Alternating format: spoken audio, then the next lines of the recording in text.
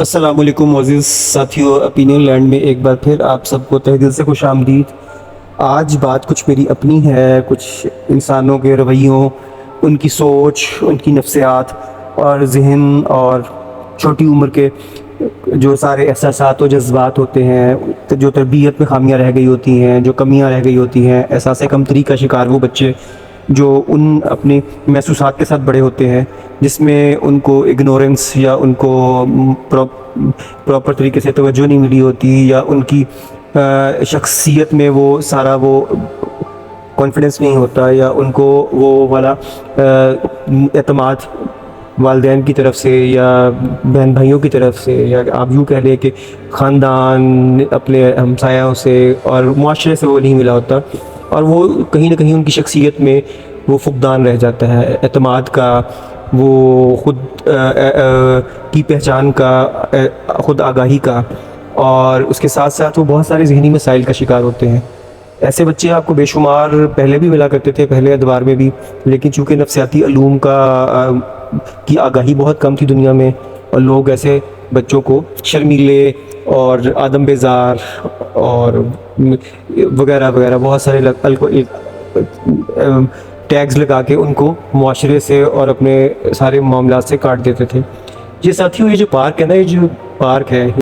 ہاں تو دوستو، یہ لوگوں کے لیے شاید ایک عام واکنگ پارک ہو، جاگنگ ہو، ایک تفریح کی جگہ ہو، پکنک کی جگہ ہو، لیکن میری زندگی کا بہت اہم حصہ، بہت کلائمیکس ٹائم یہاں گزرا ہوا ہے۔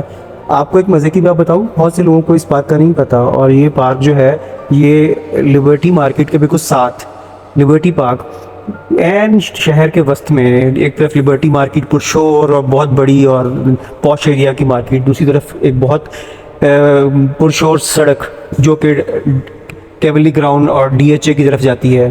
اور ان کے درمیان، دونوں سڑکوں کے درمیان یہ ایک قطع اراضی ہے جس پہ درخت، پھول، پودے، گھاس اور کوئل کی آواز آپ سن سکتے ہیں، آپ چڑیوں کی چہکاریں سن سکتے ہیں، اور بہت سا خوبصورت فطرت کے ساتھ منظر گزار سکتے ہیں۔ یہاں پہ آپ کو نہ ٹریفک کا شور سنے گا، نہ آپ کو یہ احساس، کچھ دیر اگر خاموشی سے بیٹھ جائیں آپ کو یہ احساس ختم ہو جائے گا کہ آپ اتنے پرشور، پر رونق اور دھواں دار قسم کے شہر میں، جہاں پہ ہر طرف گہما گہمی اور نفسا نفسی ہے، اس میں بیٹھے ہیں۔ آپ فطرت سے ہمکنار اپنے ہی شہر میں بہت آسانی سے ہو سکتے ہیں۔ جی تو ساتھیوں، اس پارک کے ساتھ میرا تعلق بہت پرانا ہے، این نوجوانی، وہ اوائل عمری، جب آپ زندگی کو سمجھ رہے ہوتے ہیں، پرکھ رہے ہوتے ہیں۔ مطالعے کا شوق چونکہ بچپن سے تھا، اس مطالعے نے آگہی بھی دی، اور آگہی بذات خود ایک عذاب ہے، اس عذاب کو بہت زیادہ بھگتا، اور جب شعور خود سے زیادہ آ جائے اور لوگوں کو کے سوچ، نفسیات، ان کی باتیں، ان کے باتوں کے اندر چھپے مطلب، ان کی حرکات و سکنات، ان کے فیس ایکسپریشن سے لے کے ان کی باڈی لینگویج، ان کی ساری وہ باتیں کہی اور انکہی سب آپ کو مفہوم سمجھ آنے لگے، تو جو حساس اور بہت زیادہ حساس انسان ہوتا ہے وہ یقینی طور پہ ایک بہت مشکل اور ایک آزار میں مبتلا ہو جاتا ہے۔ تو اسی لیے ساتھیوں، یہاں پہ بہت وقت گزرا انہی چھتنارے درختوں کے نیچے، ان کھلے آسمانوں کے نیچے، اس سکون کو آج سے 26-27 سال پہلے، 25 سال پہلے بھی یہ پارک ایسے ہی پرسکون تھا، ایسے ہی خوش رنگ اور سرسبز تھا۔ آج بھی الحمدللہ اس کی رانائی میں فرق نہیں آیا۔ یہ بڑی خوشی کی اور سکون کی بات ہے کہ اس کو ماڈرنائز نہیں کیا گیا، اور وہ ڈپریشن کے وہ لمحات جب انسان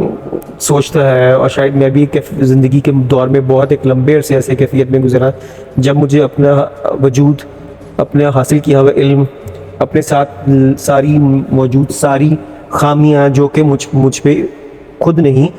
ارد گرد کے معاشرے نے اور لوگوں نے میرے اوپر جن کا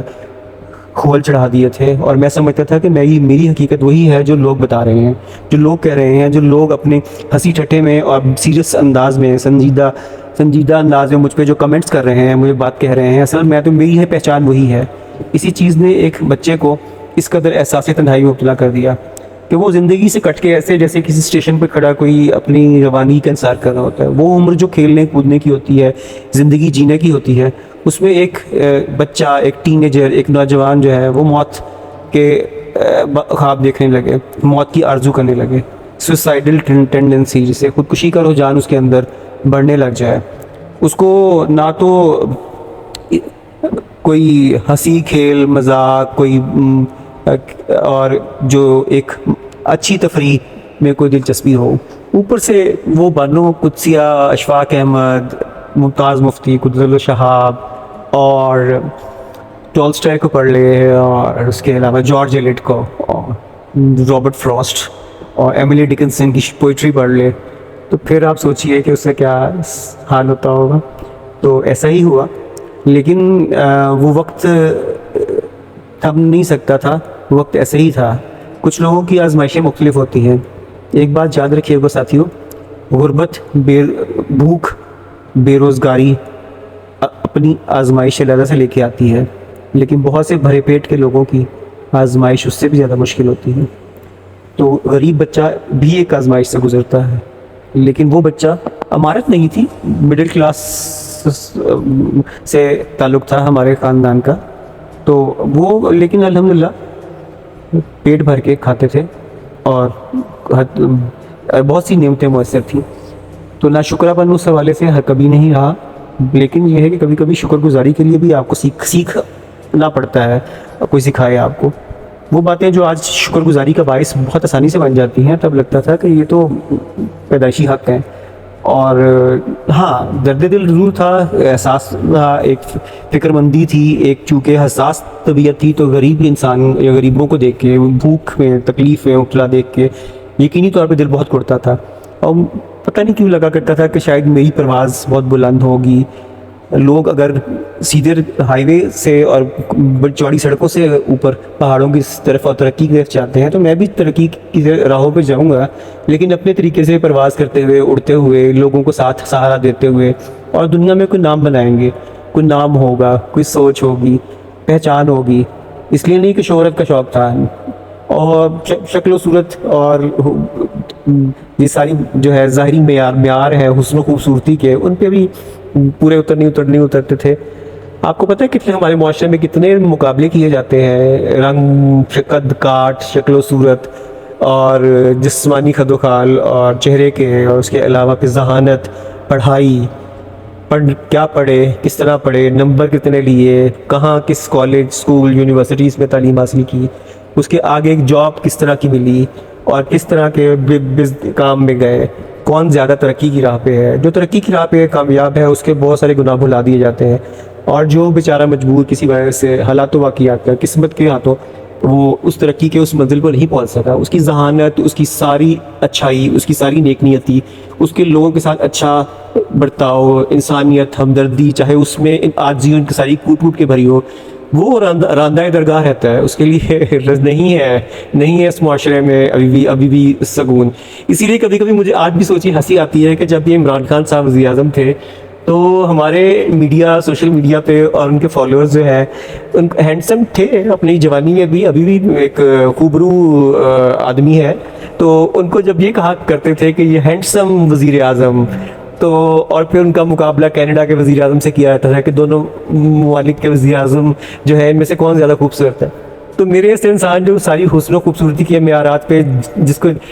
بہت دفعہ پرکھ کے اس پہ ریجیکٹ کر دیا گیا ہو، اور اس کے بعد اس نے خود سیکھا ہو، خود نفسیات پڑھی ہو، اپنے مینٹور سے، اپنے اساتذہ سے سیکھا ہو کہ یہ ظاہری معیارات کچھ نہیں ہے، اصل چیز شخصیت، کردار، عمل ہے، اور آپ کی سوچ، نظریات ہیں. تو یہ سارے ظاہری معیارات کو جھیلتے ہوئے وہ بچے جو احساس کمتری اور احساس محرومی کا شکار ہوتے ہیں، ہم میری طرح، ان کو بہت زیادہ تھکاوٹ اور بہت زیادہ بھاگنا پڑتا ہے معاشرے کے ساتھ چلنے کے لیے، ترقی کی دوڑ میں چلنے کے لیے بہت زیادہ مطالعہ کرنا پڑتا ہے، بہت زیادہ لوگوں کے ساتھ بات چیت کرنا سیکھنا پڑتا ہے، لوگوں کے مطابق چلنا پڑتا ہے. اور اگر سمجھ نہ آ رہی ہو تو وہ اس کو آج کل کے دور میں شریف انسان، اچھا انسان، اور جو مخلص ہو، پرخلوص، بغیر کسی توقع کے آپ کے لیے کچھ کرتا ہو، تو اس کو آپ کہیں پہ بھی دیکھیں گے ہمارے معاشرے میں، اس کو لوگ بیوقوف سمجھتے ہیں، اس کو کوشش کرتے ہیں کہ اس سے مزید اس کو انٹھا جائے، اس کو مزید اس سے فائدہ اٹھایا جائے اور مفت میں اٹھایا جائے. ہر طریقے سے اس سے وہ لوگ فوائد حاصل کرنے کی کوشش کرتے ہیں. اور خوشامد پرستی اور جھوٹ تو خیر ان لوگوں کے کام آتا ہے جو کہ خود کسی اعلیٰ عہدوں پہ ہوں، خوبصورت، حسن و خوبصورتی کے بہت سارے میڈلز لے چکے ہوں، اور ذہانت کی بھی بڑا کا ڈنکا بجتا ہو، اور اپنی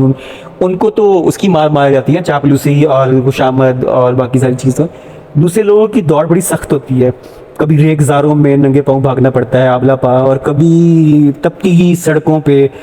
بغیر جوتوں کے بھاگنا پڑتا ہے کہ معاشرے کے ساتھ چلنا ہے، زمانے کے ساتھ چلنا ہے۔ اسی زمانے کے ساتھ چلنے نے بہت مارا، لیکن پھر جو اساتذہ جن کو پڑھ لیا اور اپنے پاکستان کے اور باہر کے اردو کے اور باہر کے ادب کے جو پڑھ لیے شاہکار، انہوں نے اور بہت سارے ماہرین نفسیات نے بہت ساری چیزیں جو سکھائیں، اس کا نتیجہ یہ نکلا کہ آگہی اور پہچان کے معیارات بدل گئے۔ خود کم از کم دوسروں کو ویسے نہیں پرکھا جیسے لوگ پرکھتے ہیں۔ آج بھی لوگ کہتے ہیں کہ آپ کامیاب نہیں ہیں، آپ کو زمانہ کے ساتھ چلنا نہیں آتا، آپ کو لوگوں کی طرح آپ چالاک نہیں ہیں، آپ کو وہ طریقے کیوں نہیں آتے جو کامیابی اور ترقی کی طرف چلتے ہیں، آپ دوسرے لوگوں سے مختلف کیوں ہیں۔ لیکن نہ تو یہ فخر کی بات ہے، لیکن اس میں ایک سکون ہے، ایک عافیت ہے، ایک بہت تسکین ہے روحانی، باطنی، ذہنی، کہ جی وہ جو علم، وہ جو ذہنی سکون، اور وہ جو ساری اپنے آپ کو، اپنے اعتماد، اور اپنے آپ کو پہلے اپنی شناسائی، پھر اپنے آپ کو پسند کرنا، اور اپنے بارے میں آگہی ہونے کے بعد تقابل جو ہے چھوٹ جانا، بذات خود ایک بہت بڑی نعمت ہے، جس سے بہت سے بڑے بڑے سیلیبریٹیز اور لیڈرز اور بہت سے دنیا کے نامور شخصیات محروم ہیں۔ ساتھیوں، ایک سوال ذہن میں آیا، آپ سے پوچھنا چاہتا ہوں کہ لوگ دوسروں کو اذیت، تکلیف، ان کی دل آزاری کر کے کیا خوشی پاتے ہیں، کیا راحت ملتی ہے، کیا سکون ملتا ہے؟ کسی بھی بچے کو، چھوٹے سے بچے کو، یا کسی بڑے ٹین ایجر کو، یا کسی بھی عمر کا کوئی شخص ہو، اس کو یہ احساس دلانا کہ تم شکل و صورت میں کمتر ہو، تمہارا رنگ روپ اتنا نہیں ہے جو کہ معاشرے کے بنائے ہوئے اصولوں کے مطابق ہے، تمہارا قد کاٹ چھوٹا ہے، تم موٹے ہو، تم بہت دبلے ہو، ذہین نہیں ہو۔ ذہانت کا معیار کیا ہے؟ آج کی ماڈرن سائنس نے پروف کر دیا کہ ہر بچہ ذہین ہے، صرف اس کی ذہانت کا رخ مختلف ہے۔ کوئی اگر حساب میں بہت اچھا ہے تو دوسرا پینٹنگ میں، ڈرائنگ میں، اور تیسرا جو ہے وہ کسی ٹیکنیکل چیز میں بہت بہترین ہوگا۔ ذہانت کے معیار صرف فرق ہیں، لیکن ہم نے بچوں کے اندر کیا یہ احساس کمتری، کیوں ان کو مقابلہ بازی کس لیے یہ ڈالی ہوئی ہے؟ اور یہ مقابلہ بازی ساری زندگی چلتی ہے اس معاشرے میں۔ آپ دیکھیں، آفیسز میں چلے جائیں، بزنس کلچر میں چلے جائیں، اور کسی بڑے سے بڑے ادارے میں چلے جائیں، آپس میں مقابلہ بازی۔ لوگوں کا اس بات پہ ایمان نہیں ہے کہ رزق ان کو اللہ تعالیٰ کی ذات نے جو مقرر کیا ہے وہ ملنا ہے، اور اسی سے مانگ کے ہی بڑھنا ہے۔ لوگ دوسروں کی ٹانگیں کھینچنے، ان کو تکلیف دینے، ان کو نیچے گرانے سے ان کو لگتا ہے کہ شاید وہ زیادہ بہتر، ان کو مقام، مرتبہ اور رزق میں اضافہ ہوگا، جبکہ ایسا کبھی ہوتے دیکھا نہیں ہے۔ اور اگر وقتی طور پہ کچھ کامیابی ہو بھی جائے تو مکافات عمل کا جو چکر ہے وہ اتنا مضبوط ہے قدرت میں رکھا ہوا کہ بہت بری مار پڑتی ہے۔ پھر خیال آتا ہے کہ ظالم انسان صرف کیا کہتے ہیں منگولوں کی طرح قتل و غارت، دجلہ و فرات کو مسلمانوں کے خون سے بھر کے یا کھوپڑیوں کا مینار میں بنا کے ہلاکو خان یا چنگیز خان کی طرح نہیں ہوتے، یا امریکہ کی طرح افغانستان اور عراق پہ کارپٹ بامبنگ کر کے معصوم لوگوں کو نہیں مارتے، یا فلسطینیوں کے 69 فلسطینیوں کے آئے دن ان کا شہید کر کے، اور مقبوضہ کشمیر میں جس طرح بھارت نے ظلم اور کا بازار گرم کر رکھا ہے، جان مال عزت آبرو کشمیری بہن بھائیوں کی محفوظ نہیں۔ صرف یہ کیا تسکین ہے انسان کی، کون سی جبلت ہے جو دوسرے کو تکلیف، اذیت، مشکل میں ڈال کے اپنے آپ کو وہ مزہ لیتا ہے؟ اور صرف یہ تو بہت بڑے جرائم ہیں، بہت بڑے عمل ہیں۔ لوگ دوسرے کو سکون سے رہنے نہیں دیتے، ان کی زندگی میں ایسی باتیں کر کے ان کو زہر گھول دیتے ہیں، ان کو چھوٹی چھوٹی باتوں پہ ان کی تذلیل کر کے، تحقیر کر کے، ان کو احساس دلا کے کہ وہ کہیں نہ کہیں دوسروں کے مقابلے میں کم ہیں، وہ ان کو معاشرے میں مثبت کردار ادا کرنے سے روک دیتے ہیں۔ بہت سے بچے ایسے آپ بڑے ہوتے دیکھیں گے، اور بڑی عمر کے آپ لوگوں کو دیکھیں گے جو بہت انسیکیور ہیں، جن کے اندر نہ تو وہ اعتماد ہے، اور وہ نہ وہ اپنی صلاحیتوں کو جانتے ہیں، اور ان کو نہ کوئی سکھانے والا ہے۔ ہمارے معاشرے میں خاص طور پہ پاکستان اور یہ برصغیر کے معاشرے میں، ادھر جہاں پہ جہالت بہت زیادہ ہے، وہاں پہ کسی ماہر نفسیات کے پاس جانا، اپنی مینٹورنگ کروانا، اپنی کونسلنگ کروانا، ہنر سیکھنا، اپنے آپ کو مثبت سوچ دینا اور اپنے اعتماد کو بحال کرنے کی ٹیکنیکس پہ عمل کرنا، میڈیٹیشن، یوگا، ساری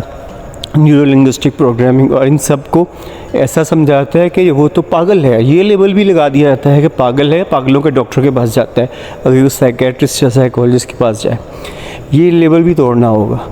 اور اس کے ساتھ ساتھ ہمیں خود اعتمادی، ہم جو ہیں، ہمیں قدرت نے، ہمیں اللہ نے، ہمارے رب نے، ہمیں بنانے والے نے تخلیق کیا ہے. اور رب اپنے کلام پاک میں، قرآن مجید میں بہت واضح الفاظ میں یہ فرماتا ہے کہ میں نے انسان کو بہترین تخلیق کیا. اس کا مطلب ہر انسان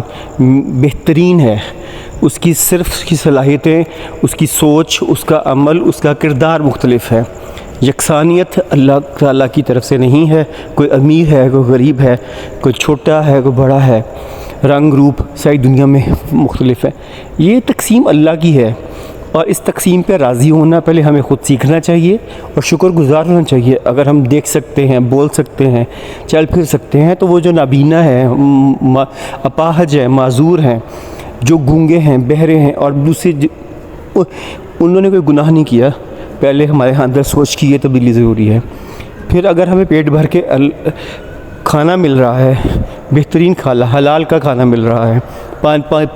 پانی پی رہے ہیں، ہمیں ذائقہ آ رہا ہے، ہماری حسیات کام کر رہی ہیں، تو ہمیں اس پہ شکر گزار ہونا چاہیے. اگر ہمیں کوئی سواری میسر ہے، ہمارے پاس ہمارے پاس بہت سی سہولیات ہیں، پنکھا کے نیچے ہم کیا کہتے ہیں گرمیوں میں بیٹھ سکتے ہیں، ہم سردیوں میں لحاف لے سکتے ہیں، تو یہ بذات خود بہت بڑی نعمتیں ہیں جو دنیا میں بہت سے لوگوں کو میسر نہیں ہیں. تو خدارا وقت یہ ہے کہ جو سبق میں نے سیکھا بہت مشکل سے، محنت سے، اور ان باغوں، ان پارکوں میں بیٹھ کے، ان ڈپریشن کے شدید ادوار میں جب یہ خیال آتا تھا کہ یہ کیوں ہے دنیا، ختم ہو جانا چاہیے زندگی بھی، اور کیا مقصد ہے، اتنی بے مقصدیت، اس وقت اللہ کا کرم ہوا اور ایسے اساتذہ، روحانی اساتذہ جنہوں نے یہ بتایا، جنہوں نے نفسیات کے وہ عظیم ماہرین جنہوں نے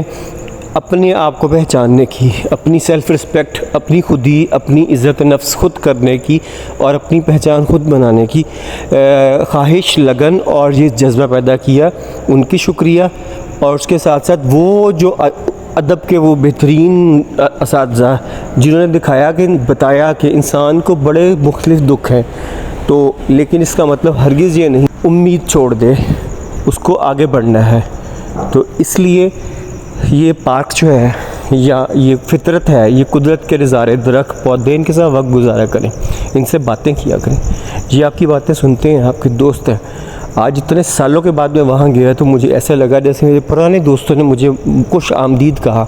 یہ پاگل پن نہیں ہے دوستو،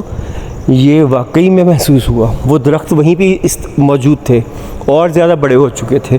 بہت سے بینچز کی جگہ بدل گئی ہوگی لیکن بہت سے رستے ویسے ہی تھے. تو اس لیے یہ ایک بہت خوبصورت احساس ہے. آپ ان احساسات سے اپنے آپ کو دوچار کریں اور لوگوں کے پیمانوں پہ، اس فانی دنیا کے فانی انسانوں کی پیمانے پہ اپنے آپ کو پرکھنا چھوڑ دیں. آپ خود بہت بہترین ہیں، اور آپ بہترین ہیں تو آپ کو دوسروں میں بھی اچھائیاں اور بہترین چیزیں نظر آئیں گی. جب دوسرے کی اچھائیاں اور بہترین عمل اور باتیں اور کردار نظر آنا شروع ہو جائے گا تو آپ کے شخصی پیمانے بدل جائیں گے، آپ کا زاویہ نگاہ بدل جائے گا. اور اگر قسمت نے یاوری کی اور کوئی اللہ کے ولی کو، اللہ کا نیک بندہ آپ کو مل جائے جو آپ کو بتا دے کہ ان سب سے آگے پرے انسانیت سے محبت، ایک وقت آتا ہے کہ اور اللہ کی محبت تک لے جاتی ہے. رب راضی ہوتا ہے جب اس کے بندوں کو راضی کیا جائے. ان کو تکلیف، ان کو مشکل، ان کو ہر وقت گناہ گار ہونے اور ان کو برے ہونے اور ان کو تکلیف میں ڈالنے کا نام نہیں، ان کو آسانیاں تقسیم کرنے کا شرف حاصل جس کو ہو جائے اور جو آسانیاں جس کو ملنا شروع ہو جائے، جب وہ خود دینے لگتا ہے تو اس کو ملنے بھی لگ جاتی ہیں. مرحوم اشفاق احمد صاحب یہ دعا دیا کرتے تھے. تو اس کا مفہوم جب سمجھ آ جائے گا آپ کو تو یقینی طور پہ آپ کی زندگی میں خود بھی سکھ ہوگا اور آپ بہت سکھ بانٹیں گے. اور کسی لالچ کے بغیر انشاءاللہ بہت جلد دوبارہ اس موضوع کو کسی اور نئے زاویے کے ساتھ بات کریں گے اس کے اوپر. یہ بالکل ایک ذاتی تجربہ اور سوچ ہے. آپ کمنٹ سیکشن میں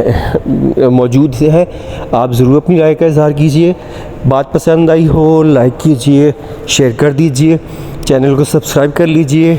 بہت سے نئے باتیں ملیں گی اور آپ کے اپینینز, آپ کی رائے بہت محترم, اس کا بھی انتظار رہے گا. بہت شکریہ. اللہ حافظ.